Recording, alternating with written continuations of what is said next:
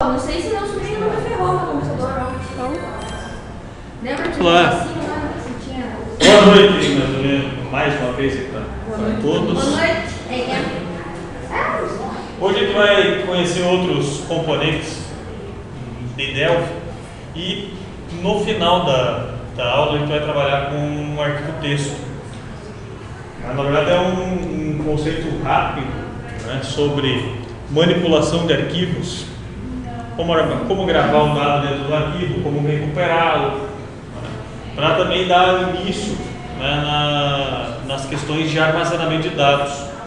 Mesmo porque, se vocês pegarem a estrutura de plano de banco de dados, a gente vai fazer a interface da disciplina de banco com a disciplina de linguagem visual.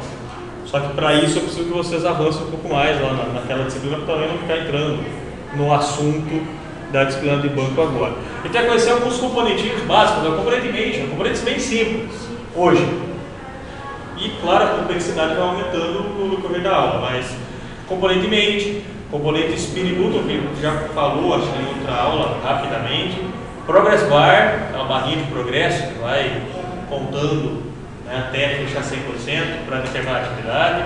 Toolbar é uma barra de ferramentas e os arquivos texto. E outras coisas que terão pelo meio, por exemplo, o Save Dialog, aquela telinha que aparece nos programas, aquela tela padrão do Windows, que surge quando você clica no botão salvar em qualquer aplicativo, assim como a Open Dialog também, que é uma telinha similar. O componente Speed Button está ali. Na verdade, ele é igual ao componente Button normal. A diferença é que ele aparece ícone a partir de um determinado momento. Então, a gente consegue ter o funcionamento idêntico a um botãozinho normal, seja os eventos on click, propriedade caption, mas a função do Speed Button não é para colocar texto. A função do Speed Button não é para colocar caption como nós temos o botão salvar, o botão sair, né, ou fechar, ou tantos outros nomes que a gente pode dar. Ele é especificamente utilizado integrando a um toolbar. Então ele fica, né, similar àqueles botões existentes no editor de texto. Então, se eu pegar aqui o editor de texto, aqui, vamos pegar o exemplo aqui do próprio PowerPoint. Se nós pegarmos e olharmos, aqui nós temos botões do estilo Speed Button, para aumentar ou diminuir a fonte, o negrito itálico. Eles são botões porque eles só representam um ícone, né, um desenho, uma figura que expressa a ação. Aquela história de uma imagem vale mais que 1.000 palavras, essa é a ideia, né, das ferramentas, né, de ações rápidas. Então, alguns botões, como o botão de formatar parágrafo ali, ó, alinhamento à esquerda, direita, centralizado, é uma imagem que simboliza o que vai ser expresso. Aquilo ali é o Speed Button, né, um botão rápido, ou botão de acesso rápido, né, como queiram. E a ideia é ter como as funcionalidades idênticas ao botão normal. O que adiciona de diferente ao botão convencional? Aquela propriedade chamada de glyph, onde eu acrescento o ícone, onde eu acrescento a imagem. O símbolo lá no Speed Button é um botãozinho com um raio ali no meio. Então ele expressa a ação. Então a gente tem que tentar achar um ícone nas aplicações que tenham a ver com a funcionalidade que eu vou ter por trás. Então, se nós olharmos lá novamente aqui nos ícones, era muito comum, hoje ele sumiu, mas nos aplicativos anteriores, se você pegar o Office anterior ao 2007, ainda tinha a barrinha de funções. O botão salvar um disquete, por mais que nós não utilizemos mais disquete há um bom tempo, mas pegou na moda, ficou nítido que o botão salvar é um disquete. O botão abrir é uma pastinha aberta, o negrito é um N, se for em inglês é um B, né, de bold, e aí assim por diante. Então o glyph é que eu vou colocar o ícone, eu vou colocar a imagem. Enquanto que existe essa propriedade flat, né? Todo mundo está prestando atenção aquela vez, né? O flat, quando eu passo o mouse sobre ele, o que acontece é que ele destaca, ele faz como se saltasse o botão. Então ele faz, mais ou menos o que nós temos aqui, né? Então, quando a gente aponta o mouse aí sobre uma função, ela fica em destaque perante as demais, né? Então, essa é uma atividade chamada flat. Ela vai puxar, ela vai levantar ou realçar a funcionalidade que está em atividade. Ela torna, obviamente, as aplicações muito mais visuais. É muito mais prático do que se eu pegar lá no Lazarus. Então eu vou abrir aqui, deixar aberto o Lazarus. Eu vou inserir um monte de botãozão aqui. Um monte de botão.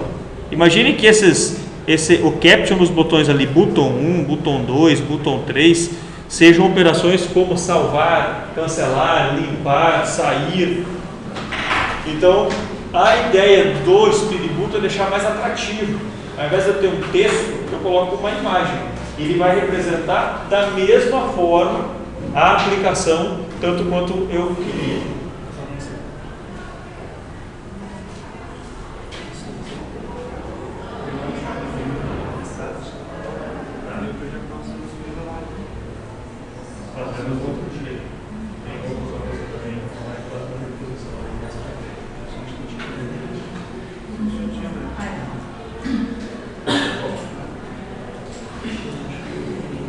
Então, justamente é essa a ideia básica aí do nosso amigo Speed Button. Então, um exemplo aí bem simples e direto.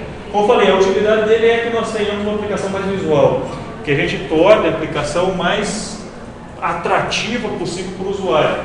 Nós estamos num curso de tecnologia e sistemas.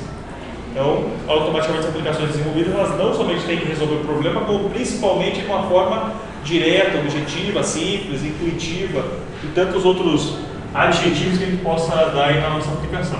Então, pensando assim numa aplicação geral, né, que vai ter, né, os botões básicos, a ideia é que nós tenhamos os Speed Button, eles fiquem localizados na parte superior dos nossos formulários, simbolizando a ideia de uma barra de ferramentas mesmo. Como nós pegamos, vou usar de novo o exemplo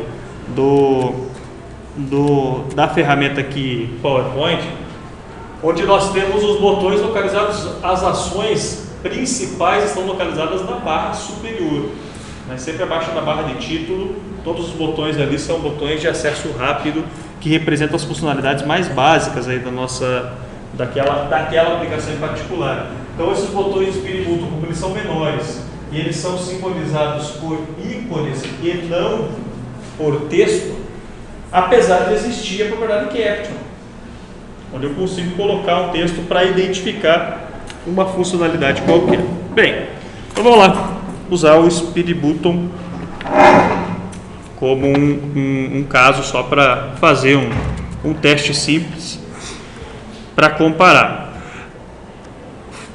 O que eu já conheço do componente button vai funcionar no Speed Button? Vai, mesma coisa. Se eu der duplo clique sobre um botão aqui, ele vai ativar a propriedade onClick. Se eu der um duplo clique sobre um Speed Button, ele vai ativar o onClick do Speed Button também. Então nós vamos na abinha Additional, na segunda aba, e é o segundo botãozinho lá, T Speed Button. Eu já mostrei para vocês em outra oportunidade o botãozinho primeiro que é o BitBTN, que ele mistura as duas coisas. Ele tem a imagem, como a gente pode ver ali, ele tem uma imagenzinha no lado esquerdo e o caption, mas ele mistura as duas coisas. A ideia do Speed Button é somente visual, apenas imagem, apenas ícone. Olha aqui como existe propriedade caption, como eu tinha comentado com vocês, né? Então eu posso colocar o texto, mas não é utilizável, né? Vocês vão entender depois o porquê disso aqui. Então nós não usamos caption no Speed Button. Nós mexemos lá na propriedade glyph, que ele depende de um bitmap, de uma imagem. Então vamos carregar uma imagem qualquer. Eu já tenho aqui, né, no computador salvo um ícone básico, por exemplo, do botão salvar, que vai ficar grande, evidente, né? Vou ter que mexer depois, né? Tem que ajustar. Então tem a propriedade AutoSize, que ele vai deixar do tamanho apropriado para, né, a imagem caber, tá? Também tem que ficar atrativo para o usuário. A propriedade Flat, como eu tinha comentado, olha o que acontece, ele some, né, as barrinhas laterais, ele some as bordas do botão. Mas a hora que você apontar o mouse sobre ele, ele vai saltar na tela, ele vai deixar em destaque, em evidência, aquele botão. Se eu bato o olho nessa imagem, fica claro para mim, né, enquanto usuário, que é a funcionalidade de salvar. Então vamos dar 2 cliques nele. Como eu falei, ele ativa a propriedade clique. E nós vamos colocar aqui um show message.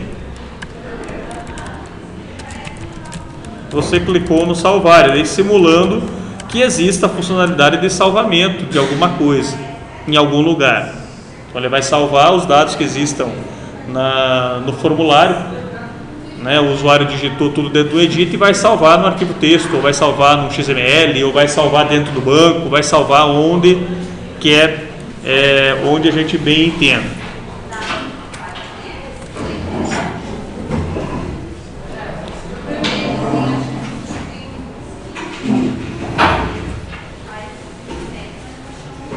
Existe a possibilidade aqui de você desativar a exibição do caption, daquele texto, daquela informação que aparece no botão, né? Então a gente pode simplesmente deixar como false, e o que estiver escrito no caption, ele simplesmente será ignorado.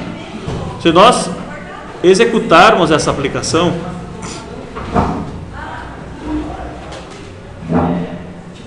olha o que acontece quando a gente passa o mouse sobre um botãozinho. Por causa da propriedade flat que está ativada, como está explicado ali no próprio slide. Tá? E claro, evidentemente, quando nós clicarmos na opção, ele executa as ações que existirem, né, por trás aí do componente. E aí a criatividade vai estar solta para cada caso. O que é importante? Qual que é a maior dificuldade que existe nisso? É você ter um conjunto de imagens, você tem um conjunto de elementos visuais que chamem a atenção do usuário para a funcionalidade que você queira. Normalmente o que você acaba reutilizando, reaproveitando, mas aí evidentemente tem que tomar um cuidado com as questões de direito autoral, mas o que normalmente a gente acaba usando é aproveitar o que já está convencionado e que já se torna domínio público. Se você pegar as imagens, né, o N para negrito, o itálico, né, aquele I em diagonal, e tantos outros que já são padrão e costumeiros em todas as aplicações existentes, então dá para nós aproveitarmos aqueles ícones, aproveitarmos aquelas imagens e colocarmos aqui. Então dá para dar um print screen numa tela qualquer, coloca no Paint, copia a imagem e salva ali como GLIF. Porque a diferença básica entre você usar um botão convencional com os textos e você usar a imagem, a gente sempre tem que optar pela imagem, porque as aplicações hoje em dia são mais visuais do que textuais. O usuário está mais acostumado, vocês vão entender isso melhor quando estiver trabalhando lá na disciplina de IHC. Né? Então a interação humano-computador tem isso. Você trabalhar com os chamados signos, né, ou símbolos, e esses símbolos que nós colocamos nas aplicações, eles ficam as aplicações mais intuitivas, então o usuário já está acostumado com a aplicação gráfica, e nós temos que usar e abusar, tem que largar a mão, né, de como diz o velho ditado, a gente tem que deixar, né, de lado as questões de texto, porque texto já era, texto na época que tinha o famoso programa em Clipper, programa em C, se vocês quiserem. Então aí texto, tem que ter o textinho ali para exemplificar. Agora é botão, agora é evento, agora é ação. Claro que eu vou deixar uma ressalva nisso aqui. Qual que é o problema de você usar desta forma o botão? Visualmente fica legal. Tá? Você pega a ponta aqui, tudo certo. Qual que é o problema de você usar um botão com uma imagem apenas? A pessoa não sabe o que é o botão. A pessoa não sabe o que é o botão. Mas se a gente for bem espertão, nós vamos aproveitar funcionalidades que já existem que o usuário já domina. O disquete ali para o salvamento, né, o N para simbolizar o negrito no caso do editor de texto, a tesourinha recorda, né, também representando o editor de texto, uma impressorinha para impressão e tantos outros já convencionais. Além disso, além do usuário não saber, muitas vezes, porque vocês podem inventar um outro ícone, você pode fazer um desenho ali qualquer para representar uma operação localizada, por exemplo, substituindo a lupa tão utilizada, ou então binóculo, né? também que é bem conhecido. Qual que é a diferença básica entre esses dois botões? Qual que é a grande dificuldade do usuário? Grande dificuldade do usuário não, grande dificuldade para o programador, para a aplicação. O usuário antigo, o usuário já está acostumado, está trabalhando constantemente com uma aplicação que ela era textual e você substituiu por uma visual agora, ele não está acostumado a usar mouse, ele está acostumado a usar teclado. Então aqui você não consegue de uma forma tão simples colocar uma tecla de atalho, Alt alguma coisa. Enquanto que nos botões de texto, que tem o gap, você pode colocar o e-comercial na frente de um nome, como a gente viu em outras oportunidades. E aí você simboliza identificando o seguinte: pressionando a tecla Alt e a letra que está sublinhada, automaticamente você tem acesso a uma funcionalidade daquele botão. Então se eu colocar e-comercial na frente do botão aqui, ele fica sublinhado o B.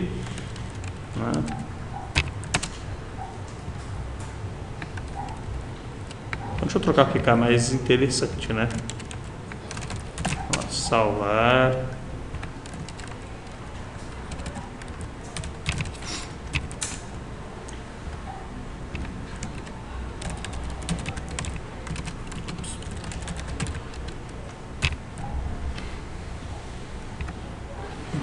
Então, as opções salvar, editar e cancelar, né? Que na verdade não pegou no último. Aqui, vai.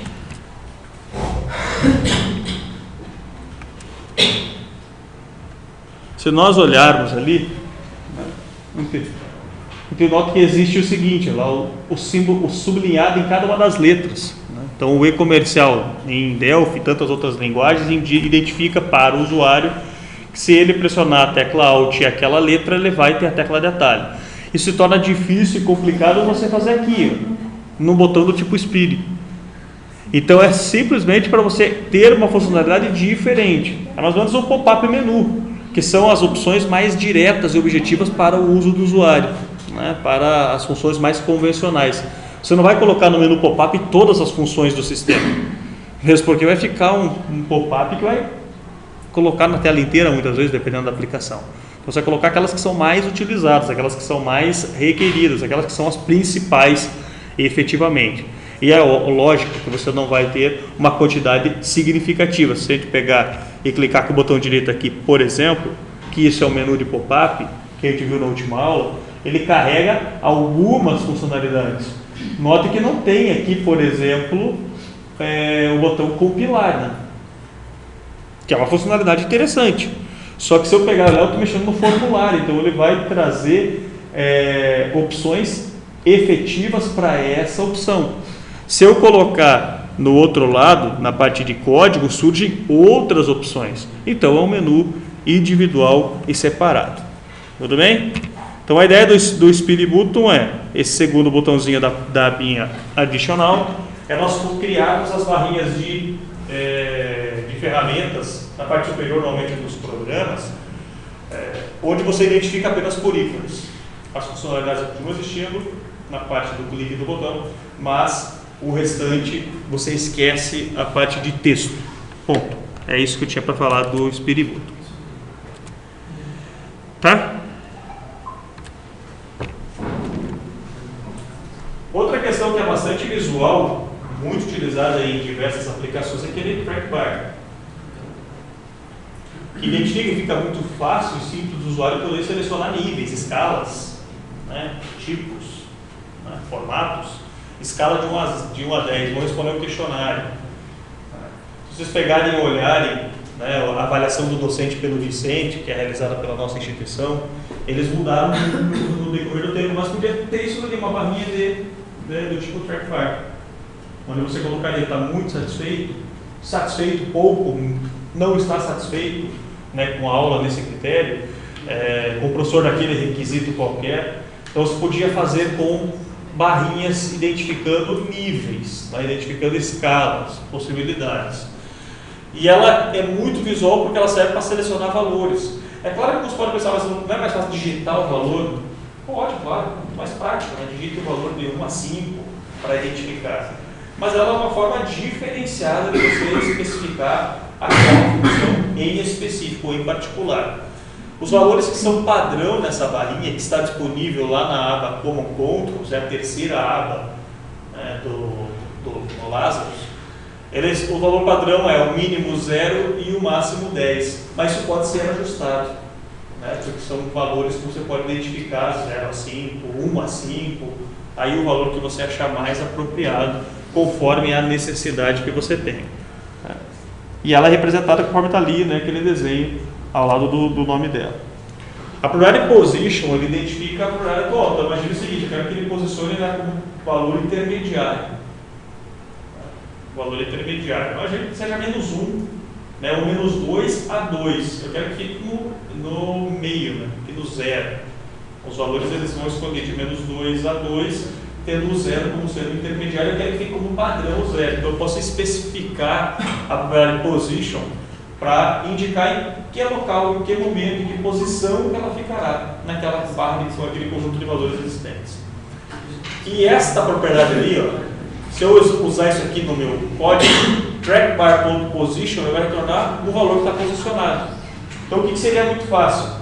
Você no clique ou no change, o onChange é onde muda, né? No momento em que fizer a mudança. Então, na verdade, onChange do componente trackbar, você pode fazer o seguinte: o edit, ou então um label, ou então uma propriedade que vai receber o valor, né? Então, propriedade ou variável recebe trackbar.position, ele vai receber na propriedade change, quando você modificar a funcionalidade dele, quando você mudar o estilo da barrinha, quando mudar a posição em que ela se encontra, para frente ou para trás, não importa, mudou o estado, mudou, então ele vai identificar o valor ou vai atribuir para algum lugar. Então isso aqui retorna o valor inteiro, que é a posição em que se encontra naquele momento aquela barrinha. Tá? Indo lá para um exemplo, e daí eu já vou passar um exercício para que vocês consigam, para vocês tentarem fazer. Então vamos usar esse mesmo formulário, que já está aqui. Então lá na abinha Common Controls é o primeiro elemento, né? Ele vem com uma característica padrão, né? Com estilo, um formato próprio. Então vamos colocar a trackbar e vamos apresentar aqui um edit que vai receber o valor que eu tenha representado nesse momento. Vou chamar ele de ed posição.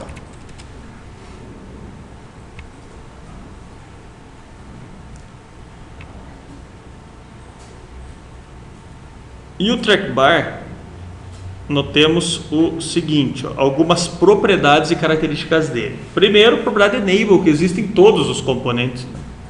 Todos os componentes visuais, ele está habilitado ou não, ele está fácil de ser acessado ou não, o usuário pode mexer com ele ou não. Tá? Então nós podemos atribuir ou modificar aquilo que a gente acha apropriado. Frequência diz respeito à quantidade de linhas, né? Quantos elementos são. Então se é de 1 até 10, eu quero que ele apareça os risquinhos, conforme a gente pode visualizar, e vocês podem ver no exemplo de vocês aí no formulário, os risquinhos de 1 a 1. Então a frequência vai identificar. Se eu colocar 2, vai ficar o 0, de 0 a 10, 0, 2, 4, 6, 8 e 10. Então eu elimino os elementos do meio. Tá? Então eu forço que ele selecione apenas os pares, por exemplo. Tá? Nós normalmente deixamos com 1 para que ele selecione todos. Position, aquilo que eu tinha comentado com vocês, né? Que posição em que ele se encontra, eu quero que ele inicie, ou que ele inicialize, ele start no número que eu identificar, eu quero que ele comece na posição 5, que ele fique no meio da barrinha, e aí eu forço o usuário a selecionar. Isso aqui tem pontos positivos e negativos, tudo, né? Se você deixar elementos pré-selecionados, a probabilidade do usuário manter o valor padrão é muito grande, você tem que fazer muitos testes. Verifica lá, realmente é isso mesmo que você quer? É na posição 5 que você quer que seja inicializado? Tá? Então nós vamos deixar ali como 0. Para também ficar mais fácil, voltemos aqui no Edit e deixamos o texto dele com 0 também inicial.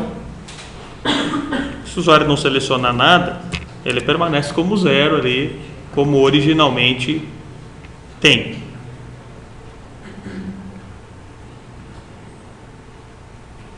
E aqui nós temos, olha, o min e max. Qual que é o valor inicial, qual que é o valor final? Quero que o valor final seja 5. Então ele vai variar de 0 a 5, ou ele pode variar de 1 até 5 também, se eu quiser.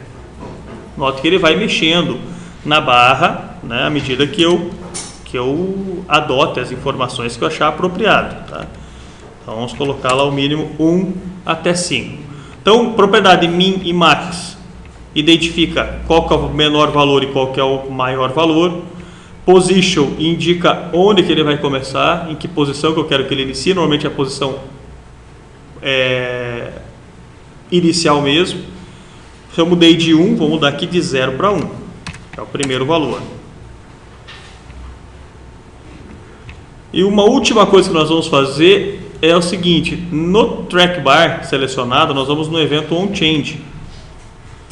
E o onChange serve para vários outros componentes. O change é uma mudança. Então, qualquer modificação que aconteça no componente, ele vai associar esse evento. Então, o evento change, ele será disparado quando modificar o track bar. No nosso caso, é quando movimentar a barrinha. Então, o que eu faço? Edit1.text, que no caso é edposição, né? Edposição.text vai receber o meu track bar 1.position. Porém, essa posição aqui é inteiro, né? Então eu tenho que transformar de inteiro para string. Então toda vez que eu pegar e modificar o usuário dele mexer na barrinha, o edit vai receber o valor que está selecionado. Então imagine que seja um questionário mesmo, tem várias perguntas, e o usuário vai mexer nas barras, vai selecionando as barrinhas. É uma forma diferente, poderia ser com o radio button. O usuário seleciona uma opção só. Também dá. Radio button com os valores, a escala de valores 1, 2, 3 até 5, ou até o valor que você achar apropriado. Mas aqui é uma outra forma diferente do usuário efetuar as seleções e as preferências que ele acha, que ele julgue mais interessante. Tá? Então, na hora que nós executarmos isso, e fizermos, né, a seleção, a mudança, né, a escolha, ele vai modificando, evidentemente, né, o meu edit conforme o que eu preciso. Então grave, propriedade change, se existe tanto no edit, no track bar, no button, praticamente todos os componentes visuais têm a propriedade change, assim como tem o click, assim como tem o onKeyPress, assim como tem o mouse move, tantos outros eventos. Cada um, basicamente, tem que estar só traduzido em inglês. Que é bastante assim, a identificação é muito clara. Ok? Entendido? Sim? Então, track bar não tem muito segredo.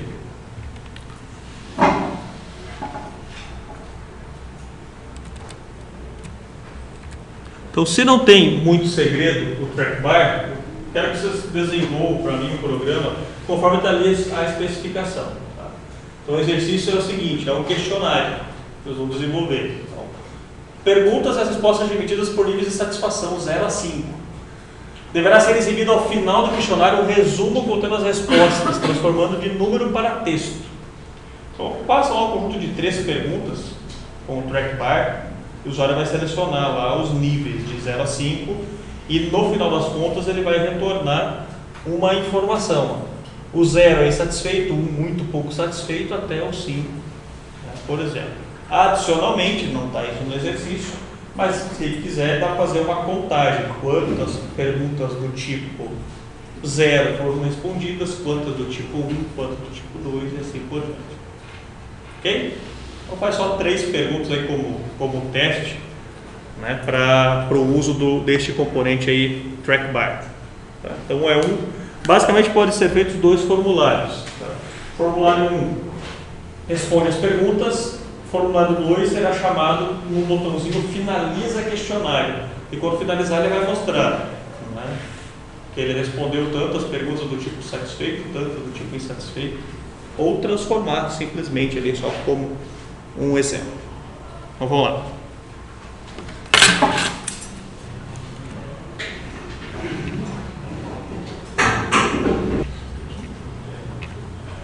Então, continuando aí depois dos formulários prontos, né, o programa aí do questionário da pesquisa de satisfação,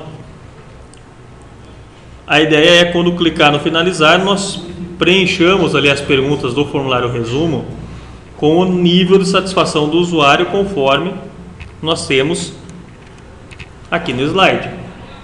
Selecionou 0 insatisfeito até o 5, que é o muito satisfeito, que é o que vai aparecer para o usuário como resposta final. Para o usuário não, para quem vai, para o administrador do sistema, para ele entender, porque senão vai ficar lá 0, 1, 2, 3, aparece lá 3, 5, tá? Então a pessoa pode acabar se perdendo com relação às respostas que são identificadas para cada caso, tá?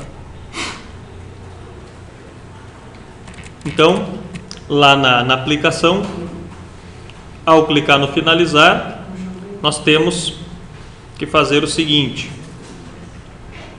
Como eu comentei anteriormente, nós precisaremos fazer um encadeamento de if-else, fazer o teste para o primeiro track bar e eu vou fazer para um e vai ser a mesma coisa para os demais, tá? Vai ser basicamente a mesma situação.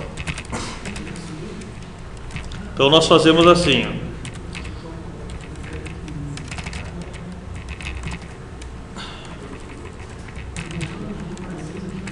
Se o track bar position for igual a 0 do primeiro, então deste aqui, que está selecionado é 0, então o que eu vou colocar? Neste formulário aqui, eu tenho que representar o texto, acho que é insatisfeito. Insatisfeito. Porém, para eu chamar esse outro, nós precisaremos declará-lo. O Mande já fez isso em outras oportunidades. Então, abaixo do implementation, nós temos que colocar lá o uses unit 2 ponto e vírgula. Então, eu tenho que identificar para poder fazer a chamada, para poder ter acesso ao formulário, para que eu consiga ter acesso a esse edit aqui, que é o edit 1. Então, voltemos lá no nosso caso. Então, nós vamos lá. form2.edit1.text vai receber o insatisfeito. Então, para a primeira pergunta, qual a sua satisfação com o transporte coletivo, ele vai identificar insatisfeito se for 0.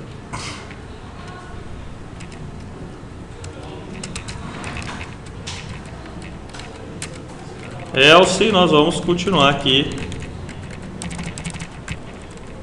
Se for 1,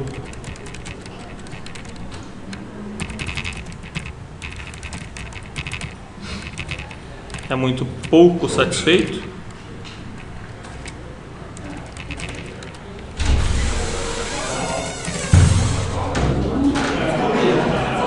Que beleza, que beleza. Uma educação em primeiro lugar. Isso aqui é uma joia, né?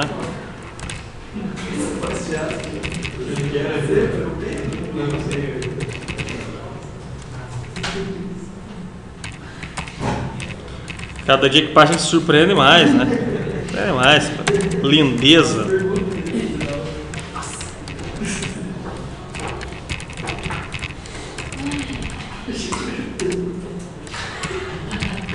Isso é que é chegar chutando o pau da barraca. Beleza. Chegou chegando já.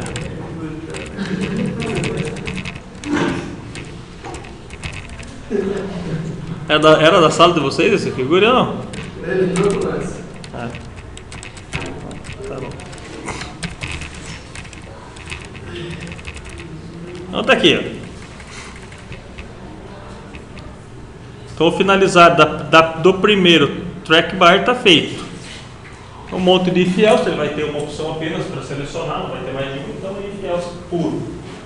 É 0? Não. É 1? Não. É 2 e assim por diante, para gravar isso no edit 2, no formulário do resumo, no edit que está no formulário de resumo, gravando o texto conforme nós tivemos. Então, não tem nada aí de diferente do que a gente já fez.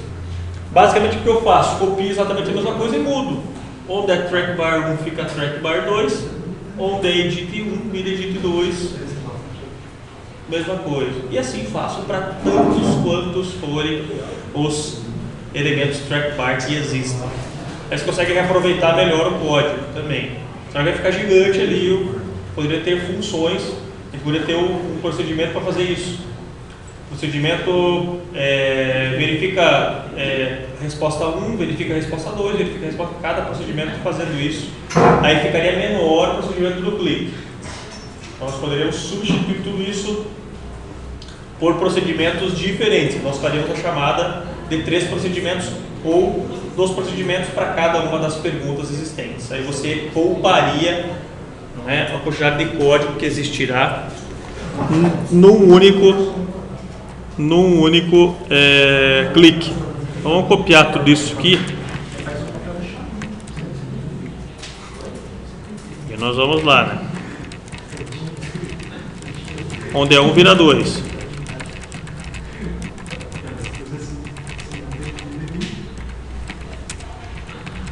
E eu faço a mesma coisa no outro, onde for 1 vira 3, que é a terceira pergunta existente, terceira e última. Claro que a gente pode perceber que é um trabalho bastante manual, mas feito um, fez para todos. Daí. Pode ser feito com switch case também, sem problema. Vai dar na mesma.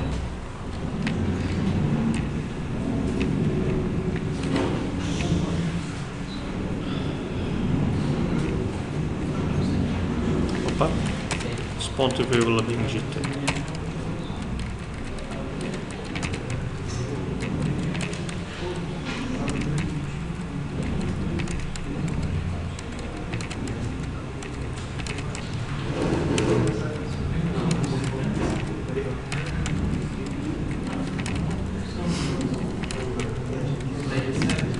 Sobrou ponto e vírgula aí nos nossos else.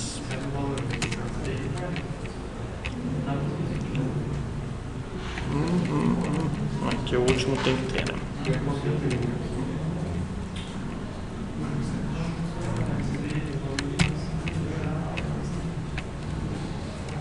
tem mais um lá embaixo.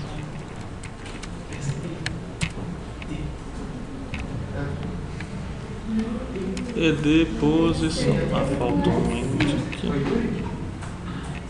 Certeza, mas nem eu tenho.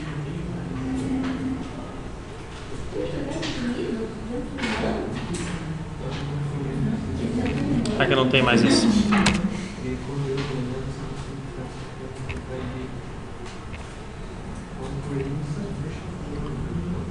Então nós identificamos aqui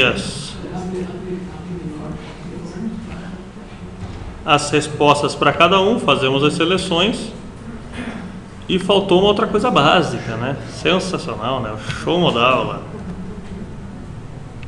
Show modal, ninguém falou, né? Ficaram só esperando. Só esperando.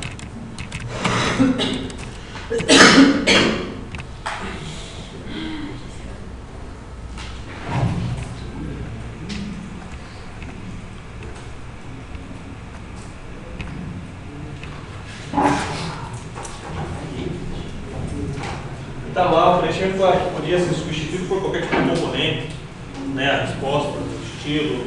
E essas respostas aqui poderiam muito bem, quando clicar no finalizar, gravar no banco de dados, gravar no arquivo XML, no arquivo texto, daqui a pouco.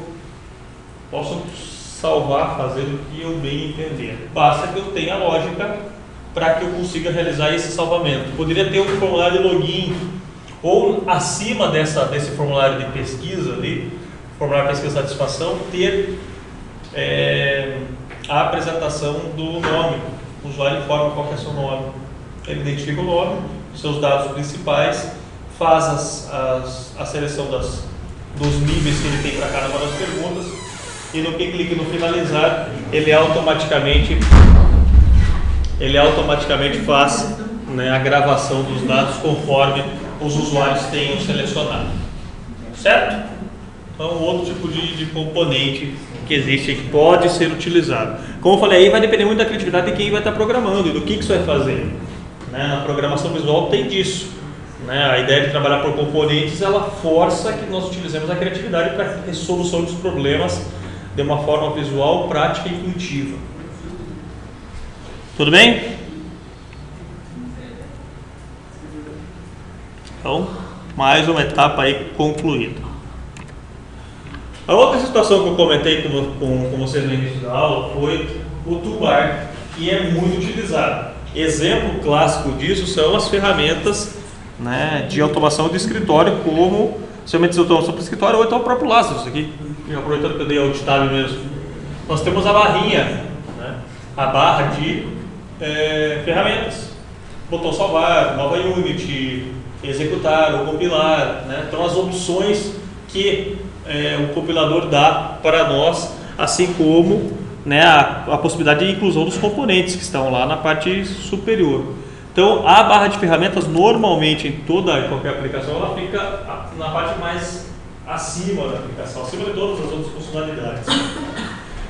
E ela traz, claro, que os botões concentrando as principais funções. Ela é feita uma mescla para ficar mais prático, o toolbar, que é a barrinha superior, com os speed button. Adicionalmente, que eu posso substituir usar panel também, dá na mesma. Tá? Se eu quiser usar um painelzinho, também dá na mesma. A diferença é que o painel tem que organizar elemento a elemento. No toolbar, ele já auto-organiza os elementos para mim. Então, enquanto no painel, que tem a mesma funcionalidade, eu posso colocar na parte superior e colocar tantas opções quanto eu quiser, nesta barrinha aqui eu faço a adição da maneira que eu achar mais importante. Tá? Ela está presente na terceira aba também, como Controls, e ela trabalha em conjunto com o Speed Button, como eu falei, mas eu posso adicionar qualquer tipo de componente. Exemplo clássico disso é o que nós temos aqui no PowerPoint novamente. Ó. Nós temos uma mistura de Combo Box, menu de seleção, né, como é o caso da fonte, do tamanho, Speed Button, os botõezinhos ali de acesso rápido, que é apenas através de ícones e outras formas existentes e botões diferenciados. Então ali é a barra, né, de ferramentas, a toolbar do PowerPoint. O toolbar, na verdade, é muito simples, né, é o mais prático, direto e objetivo, né? Como que ele vai funcionar. Então, pegando essa unit aqui como teste, o que a gente faz? Vocês vão ver que ele vai ficar muito parecido com o painel. Tá? Então, como o Controls, a gente vem lá no toolbar, o sexto componente. E quando a gente adiciona no formulário, ele já faz lá na parte superior, e a organização ela é automática. Então, quando nós vamos adicionando, né, os elementos, normalmente Speed Buttons, que a gente faz a adição, ele já vai organizando um a um. Ó. Se nós pegarmos e olharmos, como eu comentei lá no caso anterior, então vamos substituir isso aqui por um painel. Tudo bem, posso fazer um painel como sendo uma barra aí de ferramentas também, posso fazer. Então vamos tentar plagiar aí a barra de ferramentas. Então, painel, evidentemente que a barra de ferramentas não tem aquele texto, a gente vai lá no Caption, no painel, sobe com ele, mexo com as bordas para deixar ela o mais próximo possível, né, de uma barrinha de ferramentas. Tá, ali estão os meus amigos. Quando eu for adicionando os componentes, olha a diferença, ele não organiza. Quando eu clico em qualquer parte da barrinha da toolbar, ele já vai adicionando na sequência, um a um. Enquanto que no painel, eu tenho que obrigatoriamente organizar um a um dos componentes. Então eu posso, de certa forma, usar um painel para fazer uma barra de ferramentas sem problema. A única limitação que ele existe é que eu tenho que obrigatoriamente organizar. Ele vai ficar, como a gente já viu em outros exemplos, todos os componentes incorporados dentro do painel, porém não serve com a funcionalidade principal, que é organização. Aí dá esses erros básicos, né, normais, e que a gente gosta muito do Lazarus, né, por causa disso, por causa desses erros. Bem, muito bem. Então, voltando aqui para o nosso caso.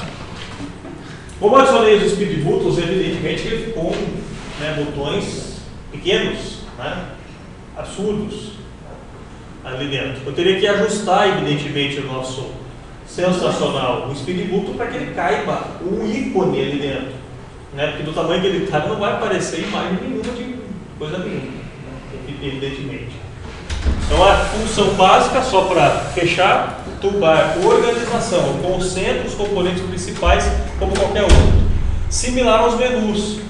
Mas o que a gente pode estar combinando são as duas coisas. Eu posso ter o menu principal, que é a parte mais alta, logo abaixo da barra de títulos do formulário. E, na sequência, eu posso ter as barras ainda de ferramentas como componentes adicionais aí nos formulários. Não são todas as linguagens que têm isso. Não são todas as linguagens que vão encontrar uma barrinha de ferramentas como aquela ali que faz essa organização. Então, aí vai depender muito do programador para organizar o código de acordo com as diretrizes da IHC que estarão aprendendo aí na sequência. Tudo bem? A toolbar não tem muito o que ser feito e o que ser modificado. Não existem propriedades tão significativas porque vale a pena a gente ficar agora aí perdendo tempo. Agora, o componente progress bar, tudo bem, né? O componente progress bar é um outro componente bastante visual, muito utilizado nas questões de processo, andamento de situações. Está sendo carregado o sistema, quanto que ele já carregou, está sendo feito um relatório, estou gerando um relatório. Você quer dar um feedback para o usuário de quanto o relatório já foi criado. Eu vou fazer uma consulta na base de dados com 10 milhões de registros, fazer a intercalação de valores, e eu tenho que dar um tempo, tenho que mostrar para o usuário que ele está fazendo, que ele não está parado. Porque o fato de você ter uma tela como a anterior, por exemplo, imagine que neste formulário aqui ele está fazendo um processamento quando clica no finalizar. Está fazendo uma validação, gerando um gráfico. Mas até ele gerar esse gráfico vai levar 1 minuto e meio. E você não dá retorno nenhum para o usuário, vai ficar naquela tela, vai achar que travou. O que o usuário vai fazer? Ctrl+Alt+Del, gerenciador de tarefas, finaliza o programa, inicializa de novo, volta naquela condição anterior.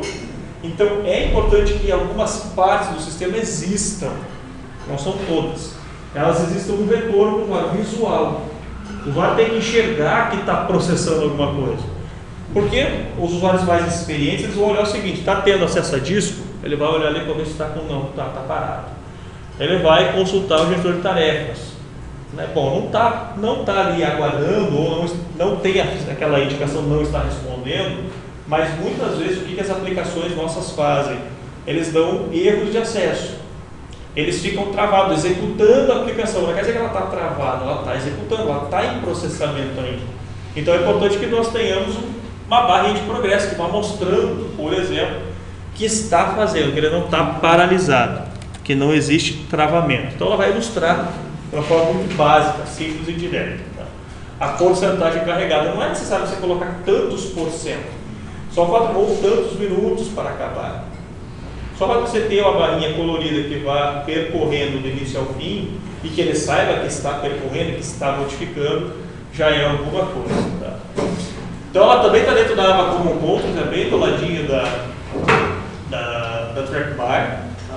Ela tem propriedade mínimo e máximo que vão definir o início e fim da barrinha, o quanto já percorreu, a posição em que ela se encontra naquele momento, através daquela propriedade de position igual a trackbar, idêntico, não muda nenhuma vírgula, o que a gente já fez no exemplo anterior. E a propriedade step é um incremento. É um incremento de 1 em 1, de 2 em 2, de 10 em 10, que normalmente é o padrão. Incremento de 10 em 10. Ele vai incrementando, mas eu posso ajustar isso à medida que eu queira. Faço uma conta doida para saber quantos minutos vai levar e eu vou incrementando à medida que ele vai percorrendo o tempo. Vai levar 60 segundos, então faço uma conta, uma fórmula para que ele faça esse incremento e vá mostrando para o usuário o tempo decorrido. A gente pode pegar lá, por exemplo, o nosso amigo timer, que foi um exemplo, um exercício que eu deixei lá para o último exercício da última aula, um deles, da última aula, fazer o questionário e no final das contas retornar quanto tempo que o usuário levou, certo? Quanto tempo o usuário levou. Então basta pegar o horário inicial, e o horário que terminou e dividir um pelo outro. Hora final menos hora inicial, você tem tempo decorrido. Então aqui você pode usar isso para definir o step, o passo, né, o incremento de quanto que ele vai. Então o Progress Bar nós temos assim. Vou fazer um exemplo com essa telinha chamando a outra. Tá?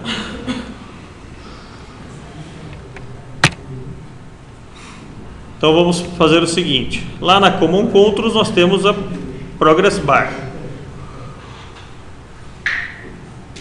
A Progress Bar tem algumas propriedades assim, além daquelas que já foram destacadas ali no slide. Tem uma propriedade chamada Style aqui, né? Eu posso mudar para Mark, ele fica daquele formato padrão. Aquele formatinho ele que é conhecido em várias aplicações. Só que ele chega até a dar um treco na gente ficar olhando aquilo ali, né? Parece que ele nunca vai parar, né? E ele vai ficar assim, ó, direto. Ele não vai mostrar para o usuário finalização, vai mostrar que está executando algo, que não está travado, que é diferente. Mas ele não vai dar noção de conclusão. Bem diferente do normal, né?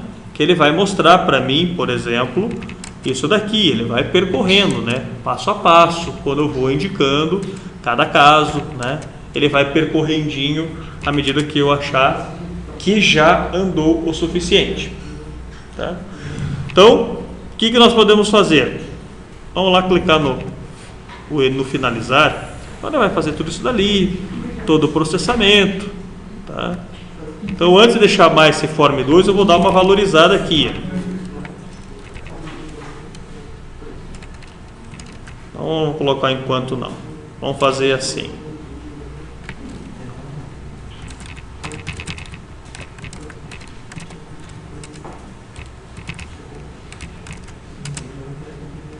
E eu posso estar incrementando aqui, fazer de maneira mais arcaica possível. Tá? Vamos incrementar aqui de 20 em 20.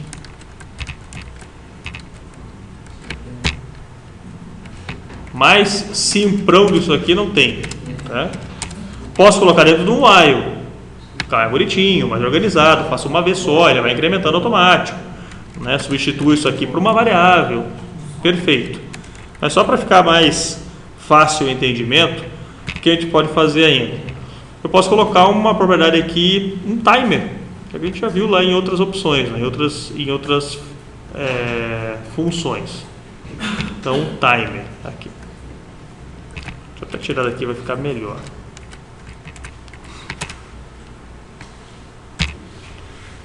Então, na propriedade onTimer dele, nós vamos fazer essa barrinha de progresso tá rodando, né? Então nós fazemos assim, uma função chamada sleep.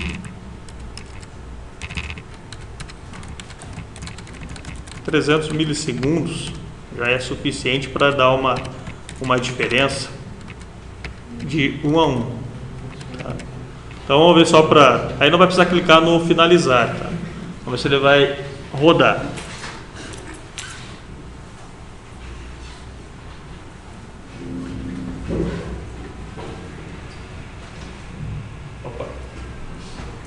Ficou doido, hein?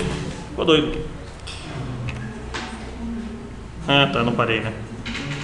Claro. Então voltemos ali. Ele nunca vai chegar nisso aqui, né? Nunca vai chegar nisso aí.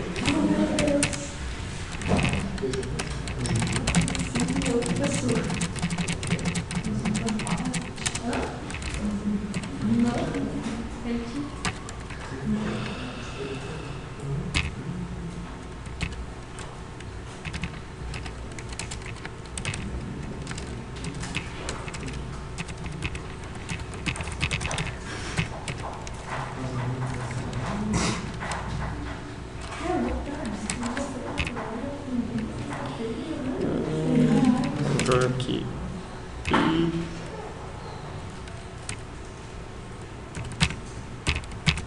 vamos mudar o nosso programa inteiro aqui, ficar mais interessante.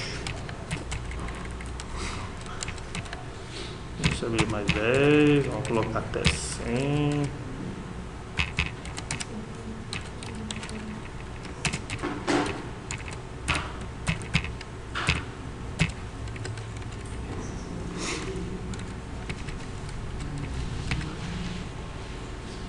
Tá, então a gente otimiza aqui no propriedade onTimer. Mudou, ele vai estar mexendo aí na propriedade.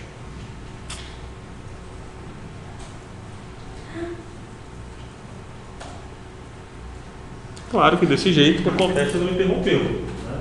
Porque na verdade toda vez que mudar o relógio, ele vai ativar a propriedade e automaticamente não vai finalizar. Né? O que pode ser feito? Colocar isso aqui dentro do botão finalizar. Porque o que ele está fazendo é mudou o segundo, é diferente, então ele vai fazer com que a barrinha ela progrida. Então vamos fazer um outro caso ali no finalizar. Tá? Fazer exatamente a mesma coisa, só que no botão finalizar então. Colocar o mesmo código. Colocar exatamente o mesmo código. Então só repetindo, por que ele ficou reiniciando a todo instante? Porque toda vez que mudava o relógio ele entrava no timer. A função dessa propriedade onTimer ali do reloginho em Delphi é nada mais nada menos do que avaliar a condição do tempo. Modificou o tempo, automaticamente tem que modificar todo o programa. Eu reinicio, eu executo a função. Por isso que ela é muito utilizada para controlar, para verificar qual que é o estado agora do relógio. Se ele tenta, posso fazer, por exemplo, um relógio despertador em Delphi. Né? Então é muito prático, eu vou usar essa propriedade aqui para comparar se a hora que o usuário quer que desperte é igual à hora atual. E é somente através dessa propriedade timer que eu vou avaliando constantemente se aquela condição já chegou. Vamos lá no finalizar, que daí fica mais prático. Que daí dá na mesma coisa. Então aqui, recebe 0. Definimos a variável i.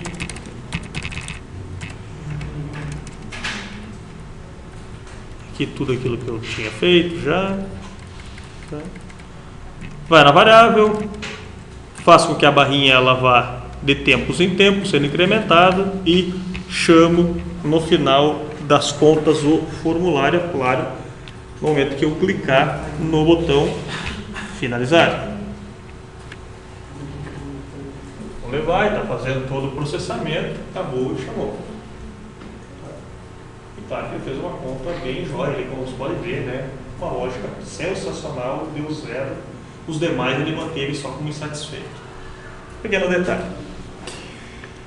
Tudo bem? Sim? Sim. Então, beleza. Então, já na prova da semana que vem, já dá para usar o Progress Bar. Bem jóia. Isso aqui eu vou deixar para que vocês façam em casa. Assim como o editor. Lá no slide que nós temos no Moodle, tem a criação de duas aplicações básicas ali. Uma que a gente acabou de fazer, passo a passo, um Progress Bar chamando um outro formulário. Depois de concluir o tempo, ele chama. Então ele faz o Progress Bar correr e no final das contas ele chama o formulário quando ele concluir. E ainda tem como um exercício de desafio para vocês a criação do editor de texto. Só que o editor de texto, fazendo no Lazarus, ele tem uma limitação. Nós vamos usar o componente memo para a edição de textos longos. O campo memo ele não tem como você pegar e selecionar uma parte do texto e configurar aquela parte como itálico, negrito, ele vai configurar o todo. Você vai mexer na propriedade fonte do campo memorando para você identificar negrito, por exemplo. O estilo da fonte que você vai usar, o estilo da fonte que você vai definir, se vai ser tamanho, se vai ser não. Ali eu não estou pedindo nem tamanho, estou pedindo só os básicos, né? Com a opção ainda copiar e colar. O copiar e colar tem uma função do próprio memorando, que é memo.copy to clipboard.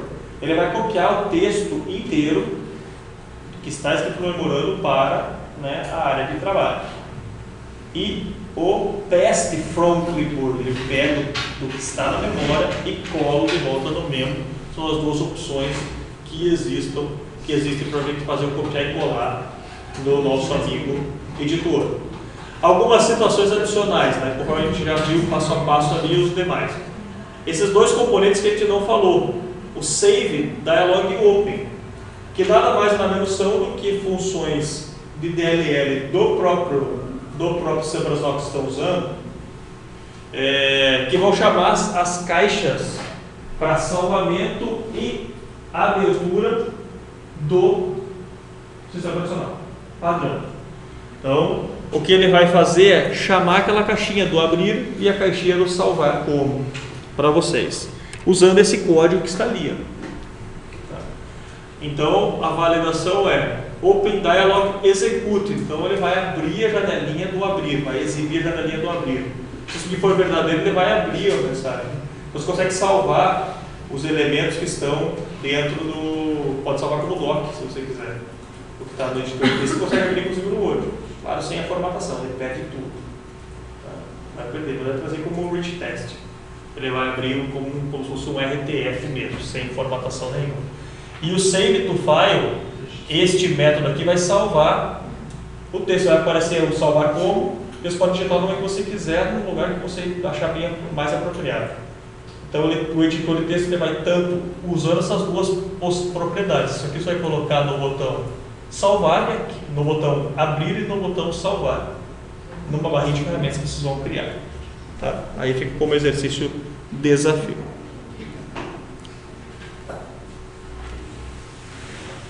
Certo?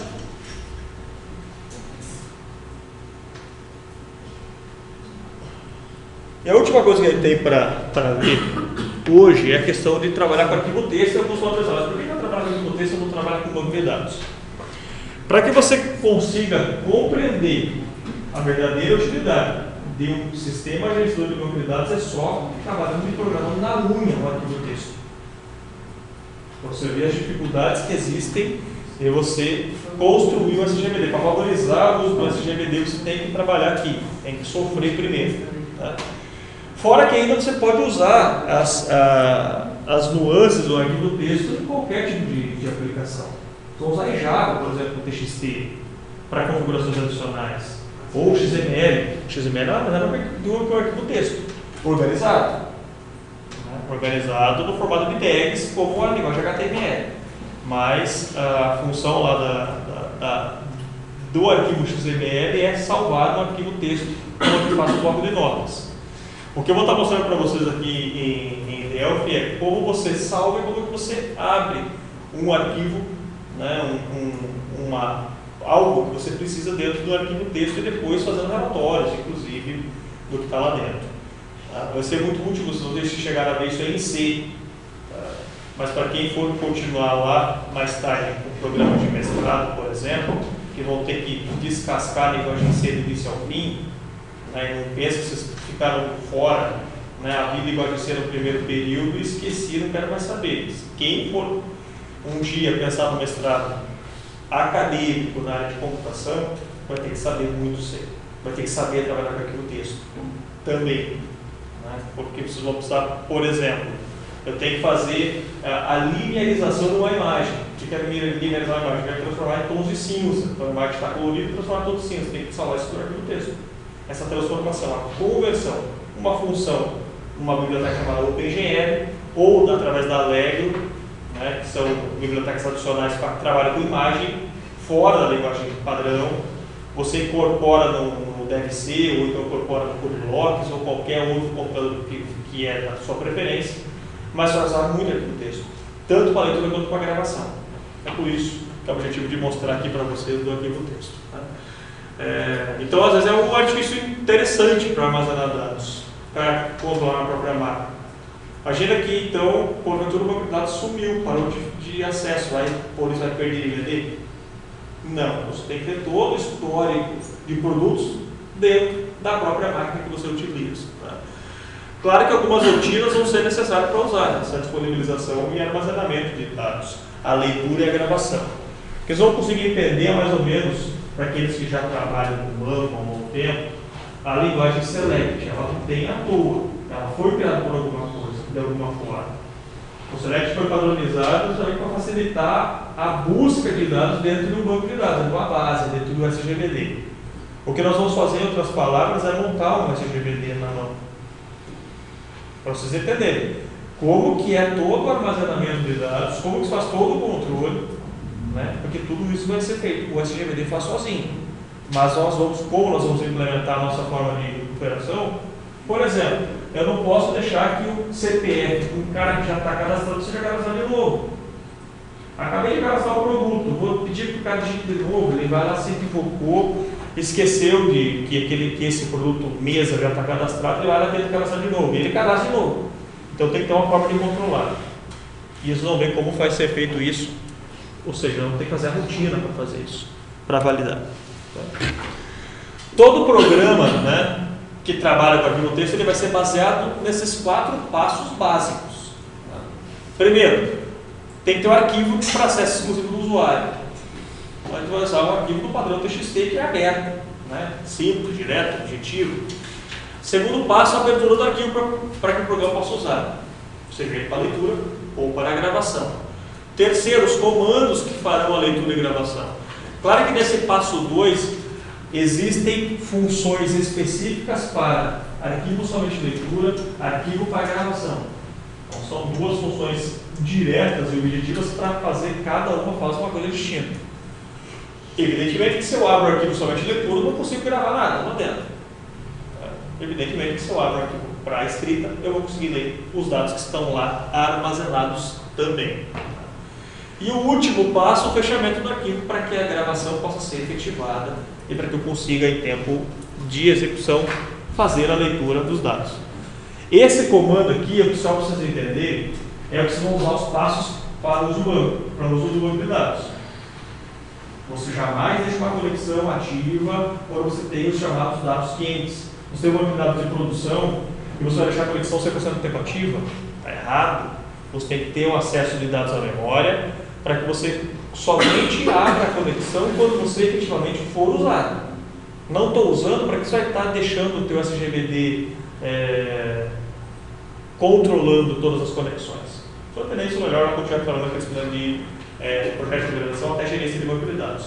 Mas só abrindo parênteses, isso que eu acabei de falar, por que você fecha? É o mesmo sistema que a gente faz o fechamento. A gente abre, usa o que quer, busca o que precisa, fecha a conexão. Nunca deixa a conexão ativa. Nunca deixa a conexão ativa. Para que sobrecarregar o SGBD com uma conexão a mais. E ele sempre vai estar monitorando todos os acessos. Evidentemente que diferente de sistemas em tempo real, onde você precisa ter uma conexão 100% do tempo ativo. Mas se você usa o sistema, para o sistema acadêmico, para que vai deixar a conexão com o banco ativo se você não está usando o sistema naquele momento. Só um parênteses. Algumas funções que existem dentro do banco, algumas funções que existem dentro do arquivo texto estão essas ali. O rewrite, né? O nome do arquivo dentro do parênteses, ele vai abrir e destruir o anterior. Então, se nós usarmos essa função, o que ele fará é o seguinte: ele vai pegar o arquivo que já tem gravado no banco, vai destruir tudo que tem gravado e vai criar um novo zerado. Quando você fechar, tem todos os dados novos. Mas a nova abertura, ele destrói tudo que você fez e abre de novo. Então, isso aqui dá para colocar um xão e nunca usar. WriteLN, arquivo dados, olha lá. O que posso ter depois de dados? Posso separar por vírgula. Essa funçãozinha WriteLN, ela faz o seguinte: ela grava um dado dentro desse arquivo, tudo dentro de uma única linha, né? Aquele histórico que você deve ter visto lá na disciplina de fundamento de banco de dados. A ideia geral é você entender que usar o sistema de arquivo através de processamento de linhas, gravando aqui no texto mesmo, ou arquivo binário, não importa, mas o processamento era linha a linha. Né? E é o que a gente vai fazer aqui. Então você grava todos os dados daquele elemento particular numa única linha, usando delimitadores para você conseguir controlar e saber as colunas. Então o que nós vamos simular aqui no trabalho com arquivo é gravando como se estivesse dentro de uma tabela, linhas e colunas. Tá? As colunas são os atributos, são os dados que eu efetivamente quero, e as linhas representam as informações que foram armazenadas para cada caso. O WriteLN ele faz a gravação dos dados no que está aberto, nesse arquivo que foi aberto anteriormente, e deixa uma linha nova para uma nova adição. Então é como se fosse o /n lá do printf na linguagem C. O readLN ele faz a leitura e pula para a próxima linha também. Então o readLN, quando ele tem lá a leitura de um arquivo passando por uma string. Então o readLN faço a leitura do arquivo e jogo para um valor.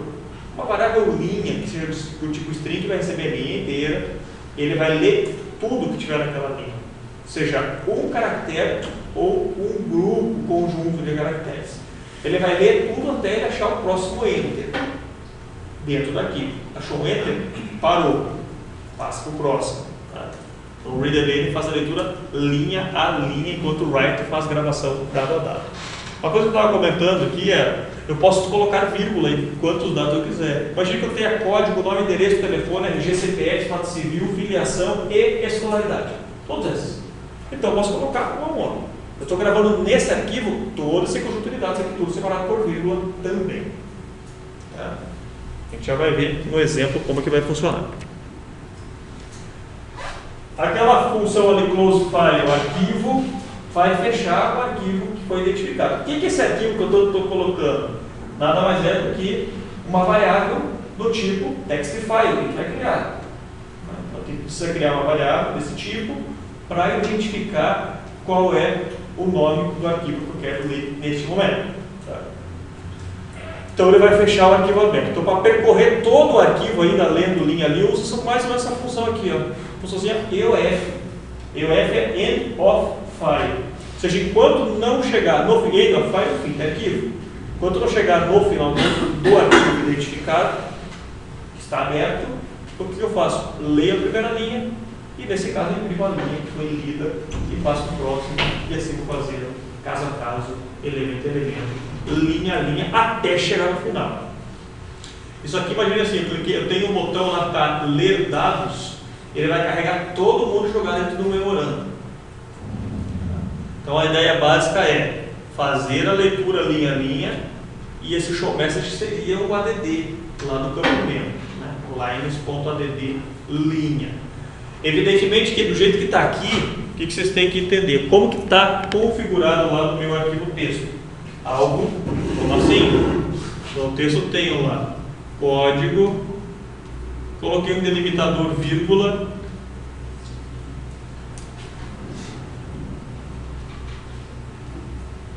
o que vai exibir no memo ou no show message? Isso daqui do jeito que está. Então vai ser necessário eu fazer uma configuração adicional para que estes dados sejam exibidos. Por exemplo, eu quero exibir em cada edit os dados apropriados. Quero fazer uma pesquisa, achei o usuário, achei o cliente. Então eu tenho aqui o campo edit do código, o campo edit do nome, o campo edit do telefone. E eu tenho que jogar cada dado no edit apropriado. Vai ser fácil fazer isso? Eu tenho que ler a linha, eu tenho que localizar até onde que vai o código, que posição que está o nome, em que localização que se encontra um endereço. Note que não existe isso aqui fácil. Nós não temos essa codificação. Eu não sei dizer. O que eu sei é que antes da primeira vírgula eu tenho código. Antes da segunda vírgula eu tenho nome. Antes da terceira eu tenho isso. Antes da quarta eu tenho. Então, é isso. A lógica do meu programa já está estabelecida. E é através dessa lógica que eu vou ter que trabalhar para que eu consiga exibir as informações apropriadas em cada caso. Tudo bem? Continuando ainda, nós temos essas outras funções adicionais. Então, se o write faz a escrita, write ln faz a escrita de um dado dentro de um arquivo, pulando uma linha, e o read ln faz a leitura de um dado dentro de um arquivo, ou seja, uma linha inteira. O close file fecha o arquivo, o assign file ele faz o seguinte, ele faz a identificação, ele abre o arquivo. A abertura não, na verdade, ele apenas associa, melhor dizendo, deixa eu retificar o que eu falei. Ele associa, ele não faz abertura não.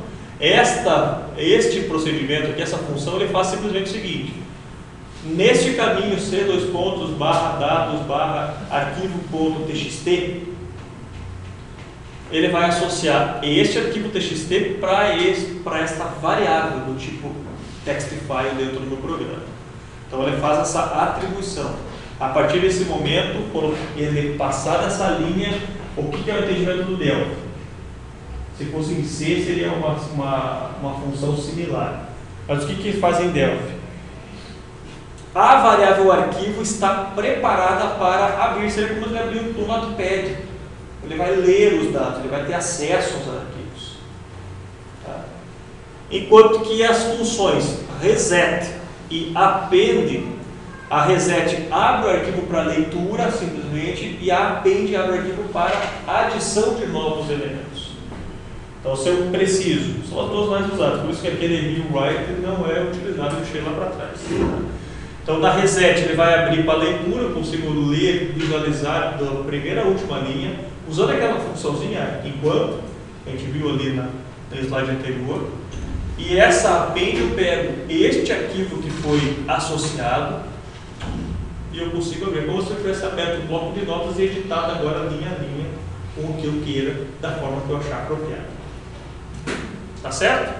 Então essas são as soluções mais úteis para você trabalhar com arquivo texto na linguagem Delphi. Então vamos a um exemplo rápido do uso.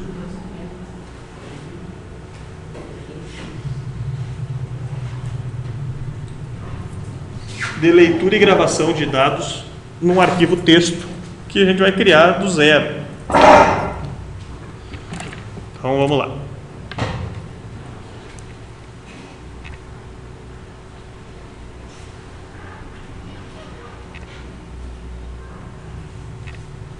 Vou criar uma nova aplicação. Então eu vou adicionar aqui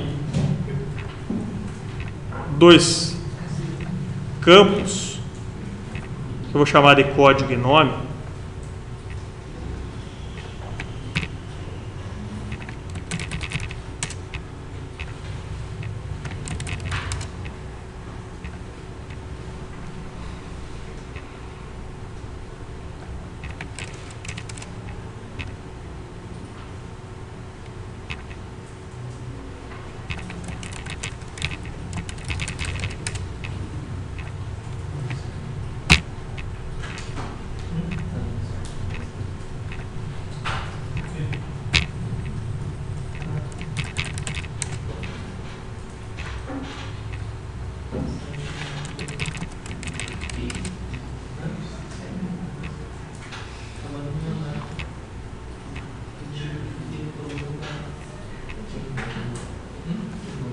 Então nós temos os botões ali gravar e ler dados. Qual vai ser a ideia? Quando eu clicar no botão gravar, obviamente ele vai salvar o que eu digitar no edit código, edit nome dentro do arquivo texto.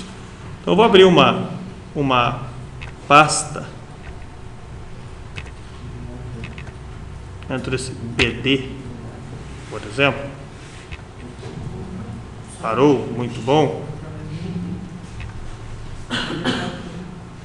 Acontece isso nos melhores e nos piores sistemas operacionais também, né?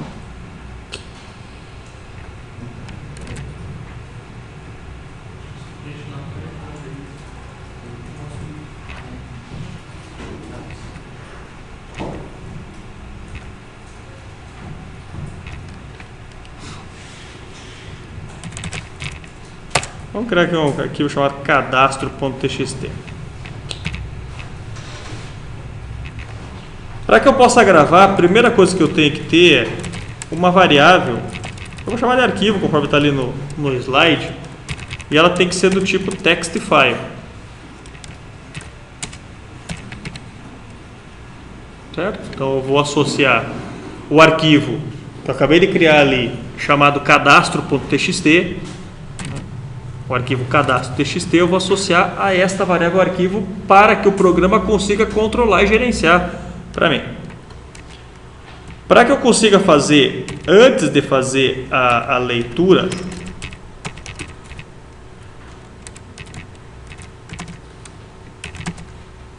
eu tenho aquele método, né? assign file, né? O assign file, que vai dizer o seguinte: eu vou associar essa variável arquivo um arquivo texto que está disponível em C2 pontos, no meu caso bd/cadastro.txt.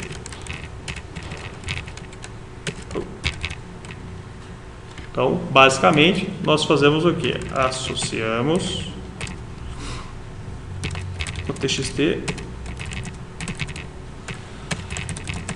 à variável arquivo. É isso que foi feito até agora. Então, faz associação através desta função assigned file. Associa o TXT à variável e a partir desse momento, quando eu usar a função append arquivo, o que vai ser identificado pelo Delphi? Que ele vai fazer a leitura, a abertura do arquivo para gravação de novos dados. Então, abre arquivo TXT para novos dados. Ok? Por fim, eu posso pegar aqui a funçãozinha write_ln, arquivo, e os dados que virão dos meus amigos edit1.txt, o edit2.txt. Só que do jeito que eu coloquei aqui, o que nós temos de problema? Ele vai adicionar, só para vocês entenderem assim, ó, como que vai ficar lá no arquivo.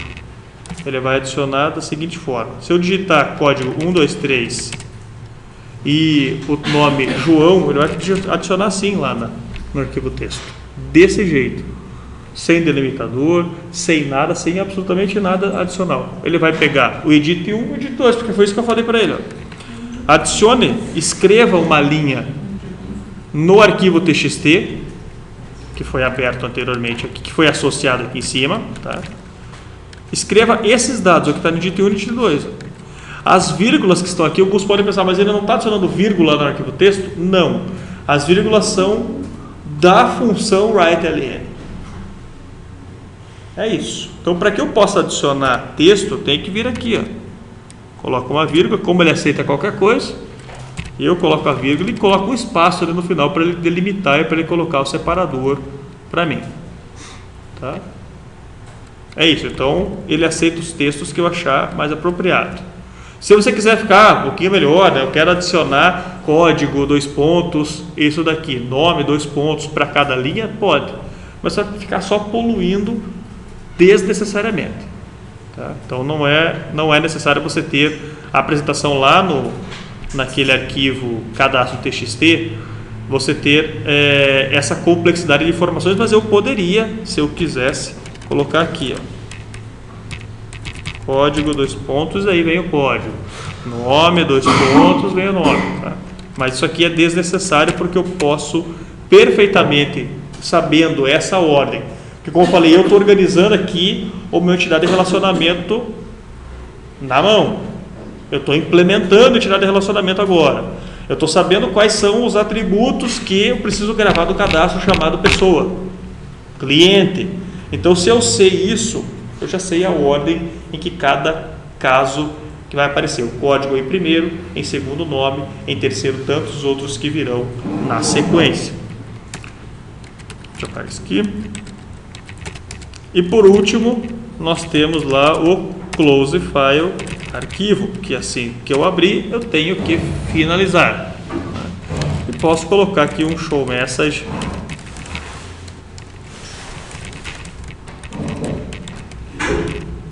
dados gravados, tá? Então, seguindo aquele padrão que eu havia comentado lá no slide anterior, nós temos 4 passos definidos. Identifico o arquivo a ser utilizado, não foi feita a abertura ainda aquele primeiro método identificado ali logo após o begin. A segunda linha abre o arquivo efetivamente, então eu tenho uma associação, eu quero que você abra esse arquivo aqui. Abriu, ele associou, então abra aquele arquivo que está associado na primeira linha. Faço a gravação de textos das informações que eu quero, como é tudo texto, não precisa transformar nada, ele pega que está digitado e salva, acabou, porque os dados são todos string, porque é texto, é TXT, né? Então não faz diferença nenhuma. Fecho o arquivo e emito a mensagem de sucesso, caso tenha sido sucesso mesmo. Tá? Poderia aqui também trabalhar com tratamento de exceções, se eu quisesse. Da mesma forma que ele trabalha em banco, quando dá sucesso, faço isso, se der erro, faço outra coisa. Tá? Dados não foram gravados por N motivos. Tá? Mas não é o caso neste momento. Vou tentar fazer um teste disso daqui. Tá?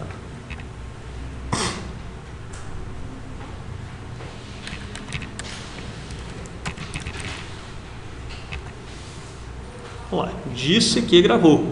Né? Disse que gravou. Então vamos confirmar se ele efetivamente gravou. Né? Tá lá. Tá? Então o arquivo que a gente acabou de criar, ele acabou de salvar os dados. Vamos tentar salvar mais um para ver como é que ele fica. É claro que efetivamente, se eu pegar e clicar de novo no gravar aqui, eu não estou fazendo teste nenhum. Ó, gravou de novo. Está gravando 300 vezes. Ele não está se preocupando porque não foi feito nenhuma validação para saber se esse indivíduo ali, 1, 2, 3, já está gravado. Tá? Mas aí a gente já vai fazer.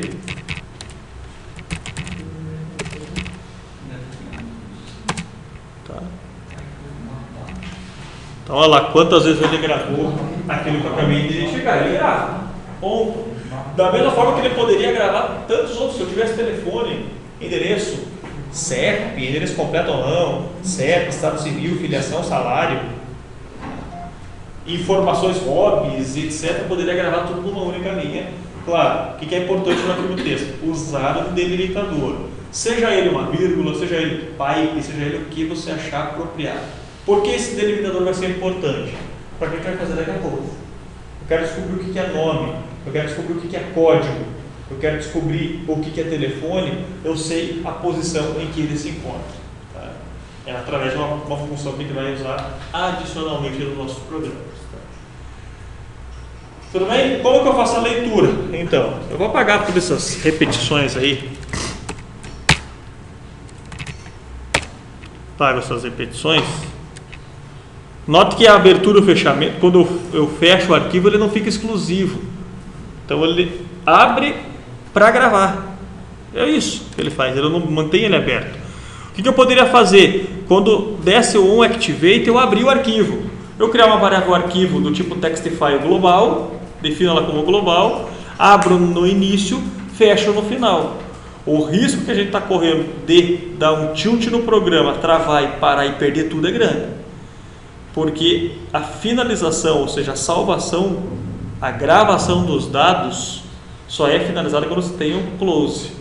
Então, se você colocar, por exemplo, no método onClose do formulário, então vamos pegar lá o formulário, F11, vamos no evento onClose. Se você colocar aqui, então pense que eu acabei de comentar, vamos refletir. Variável global chamada de arquivo não é mais local dentro do procedimento botão click. Então essa variável global, o que ela vai ser feita? Vai ser útil para todo mundo. Método onActivate, lá o evento onActivate, abro o arquivo. Então defino lá, assign file e append, abro para gravação. Joia, gravação dá para ler. Tá? Então faço o que eu quiser lá dentro. Só que o fechamento vai ser apenas nesse evento onClose. Eles só fazem um teste em casa, eles vão aproveitar a videoaula que tem, que vai estar disponível, façam o programa passo a passo em casa e depois façam esse teste que eu acabei de falar. onActivate, abra um arquivo, o botão gravar terá simplesmente esse código aqui no gravar, writeLN e o show message. Só essas duas linhas terá no botão gravar. As duas primeiras no Activate e a Close File no OnClose do formulário. Faça esse teste para ver, simulem um travamento do sistema. Digitem várias coisas e simulem o travamento para ver o que ele vai fazer. Né? Se ele salvar, ótimo, que bom que ele salvou. Tá? Então é por isso que do jeito que está aqui, ele abriu, ele atribuiu, abriu e fechou o arquivo depois de salvar. Ele garante, ele preserva os dados que eu acabei de digitar. Eu fiz isso aqui para gravação. Como é que eu faria para a leitura? Tá? Para a leitura, então vamos fazer o ler dados. Né? e eu vou exibir o ler dados dentro de um memo. Vamos jogar um memo aqui.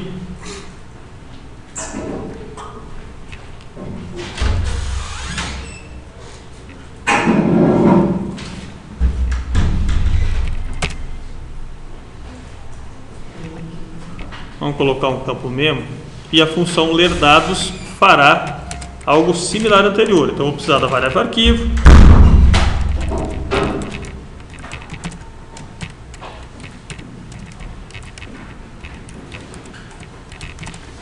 Vou precisar atribuir a variável arquivo àquele arquivo que eu identifiquei.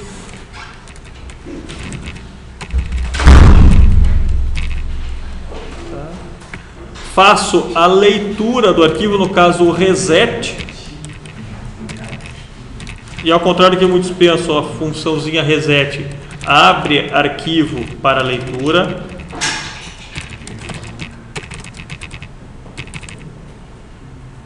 E para leitura, linha a linha, eu uso a funçãozinha readLN do arquivo e eu atribuo para uma variável do tipo string que eu vou chamar de linha.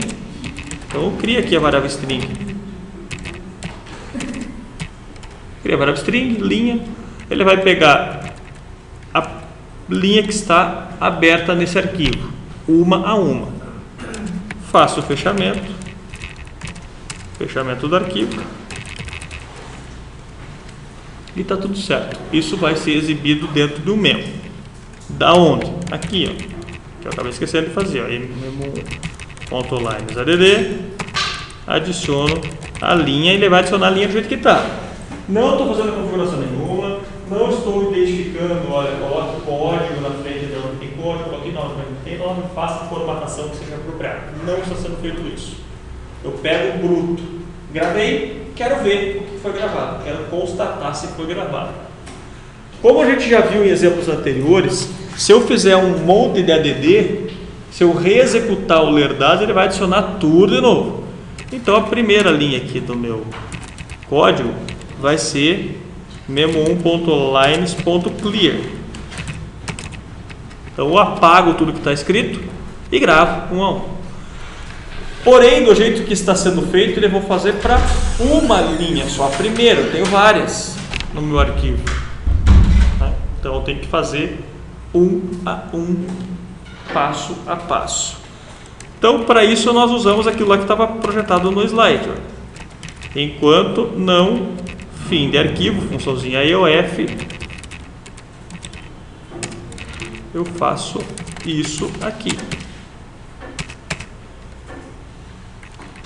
Então, enquanto não chegar no final de arquivo, então, enquanto não atingir o final do arquivo, faço o que? Leio do arquivo a linha que está presente, atribuo nessa variável string e adiciono no memorando. readLN, lê a linha, pula para a próxima. Lê a linha, pula para a próxima até chegar no final. Não tem mais linha para ser exibido, então acabou. E um abraço para o gaiteiro. Então, receitona de bolo. Associo a variável arquivo, o txt, faço a abertura através da função reset do arquivo que está associado ao txt e passeio por todo o arquivo do início ao fim. Se eu colocar o read fora do while, antes do while, o que ele faz? Ele faz a leitura da primeira linha já, para mim. Tá? Ele já lê a primeira, já pula para a próxima. Então, por isso que é interessante colocar a leitura dentro do enquanto, dentro da estrutura de repetição. Aí ele vai ler do primeiro ao último sempre. Fazendo um teste, que a gravação acabou funcionando, vamos ver se a leitura vai funcionar. Olha, ó, ler dados, está fazendo leitura. Vou gravar um novo dado.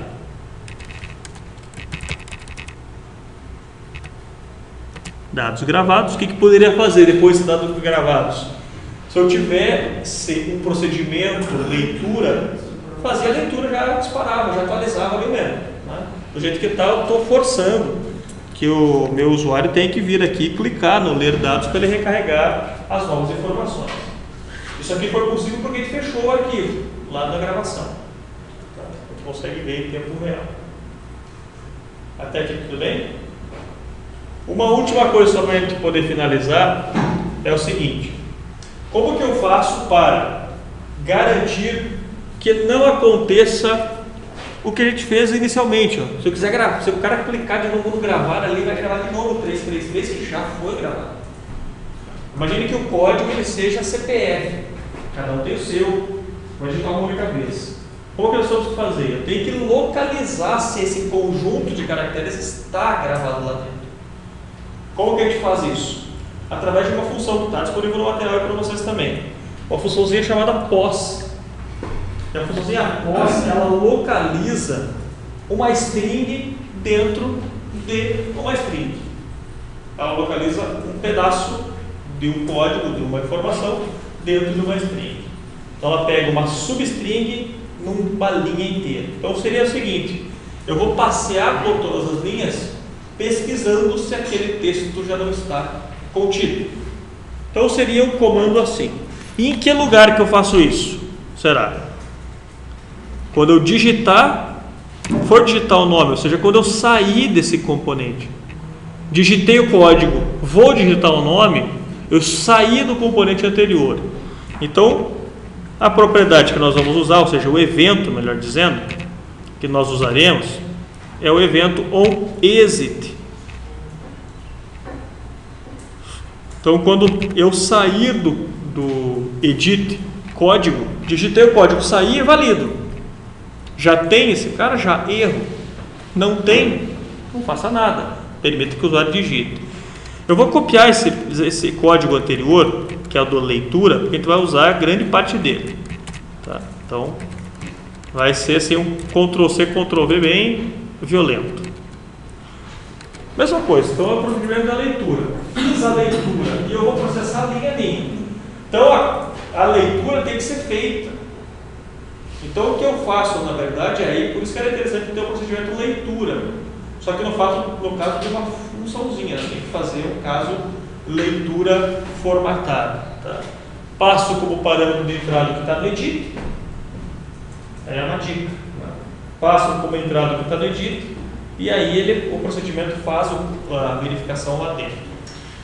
Mesma coisa, só que aqui não vamos jogar nada no memorando, né? Então eu sumo com o memo, eu tenho que ter isso aqui obrigatório, atribuição, isso aqui poderia estar no activate, poderia ter a variável arquivo do tipo global, sim, isso aqui podia estar lá no global.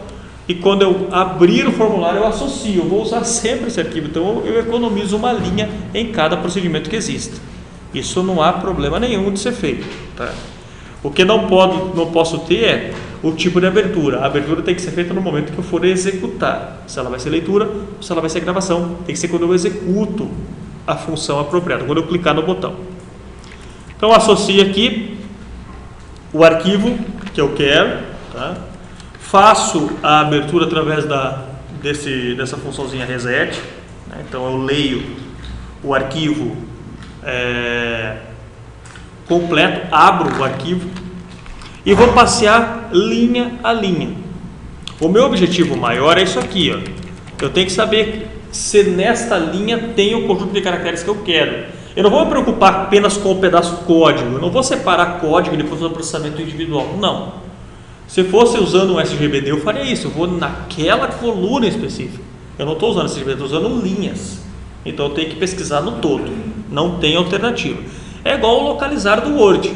Por exemplo, ele vai tudo, ele vai passeando por todo o documento. Eu já tenho o valor da linha. Então eu vou usar uma funçãozinha chamada sensacional POS. Ó. Então, função POS, ela depende de dois parâmetros. O primeiro parâmetro é a substring que eu quero. Então eu vou pegar lá a substring e edit 1. Digitou um código. Vou usar na linha.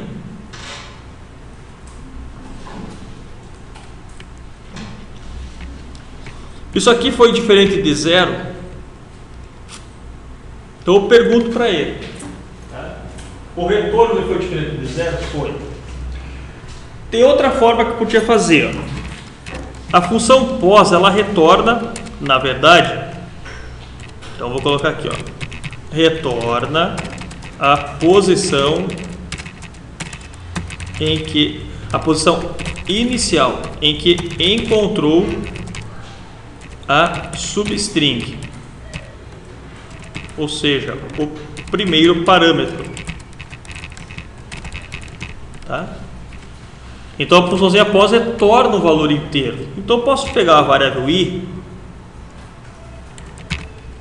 e recebe esse valor. Então um i do tipo integer. Então a variável i vai receber a posição. O que significa? Pegou, deu uma linha. Achou esse texto? Achou esse texto, ele vai gravar no i. Se não achar, ele vai ignorar. Simplesmente. Ele vai executar essa linha até ele achar. Até o final do arquivo, evidentemente. Se o i for diferente de 0. Mas aonde que o i é igual a 0? O i é igual a 0 aqui, ó. Abro o arquivo, inicializo o i com 0. Porque para mim o que importa não importa a posição que se encontra. Não importa em que linha está. Importa que ele ache. Digitar o 333 que já está gravado significa erro. Não posso gravar outro código idêntico. Então, ele vai mudar a posição. Ele vai mudar automaticamente aqui para mim. Tá? Ele achou? Achou. Então, o que eu vou fazer? Se ele achou, eu vou primeiro emitir a mensagem de erro.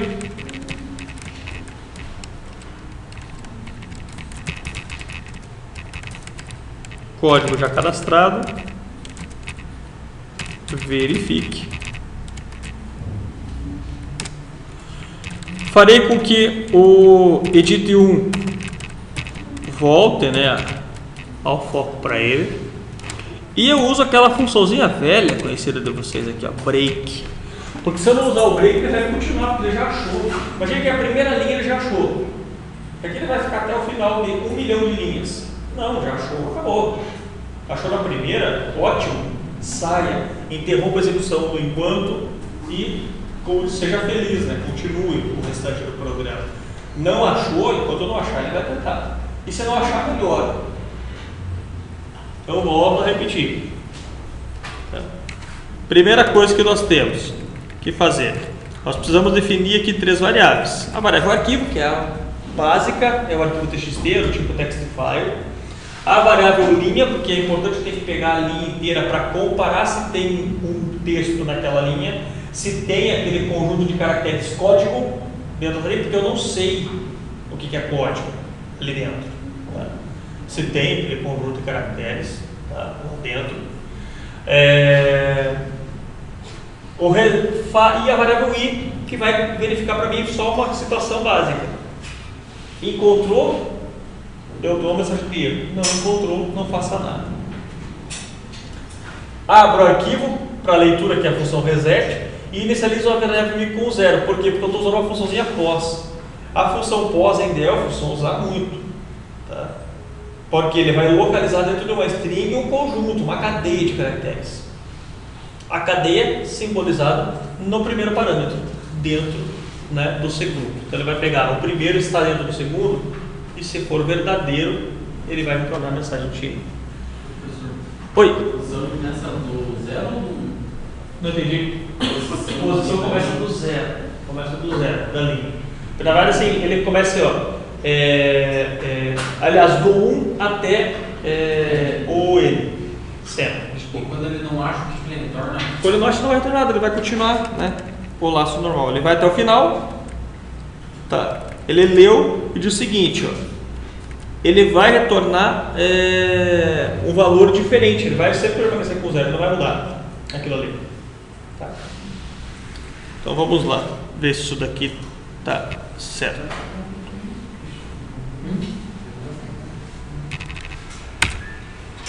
Olá, o 333 nosso já está cadastrado. Verifique. Olá, vamos ler dados. Ó. Então nós temos ali o 234, mas não temos 222, por exemplo. Não tem, porque no conjunto que eu acabei de cadastrar ali não tem gravado.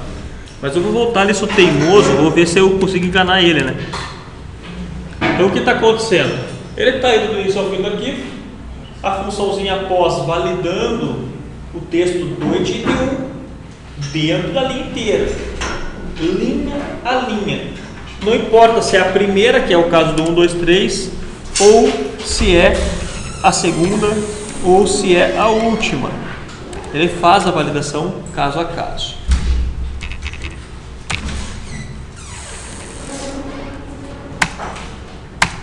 Grava, faz a leitura, vou tentar gravar de novo.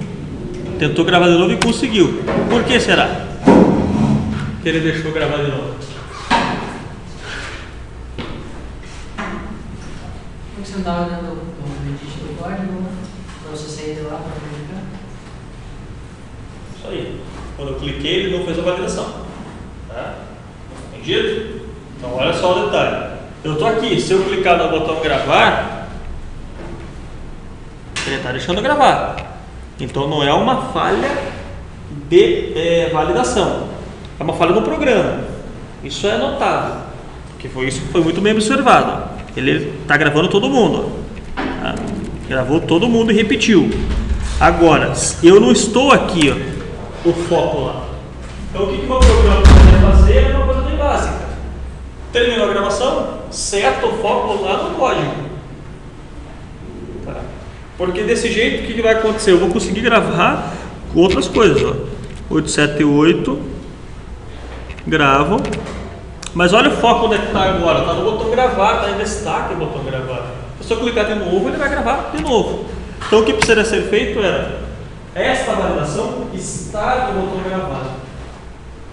Primeira coisa que eu faço no gravar. Tem esse código? Tem. Erro. Não tem, grava.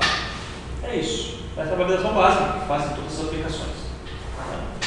É isso que ele teria. Se nós estivéssemos usando o SGBD, o que o SGBD faz? Ele já tem a chave primária que valida automaticamente.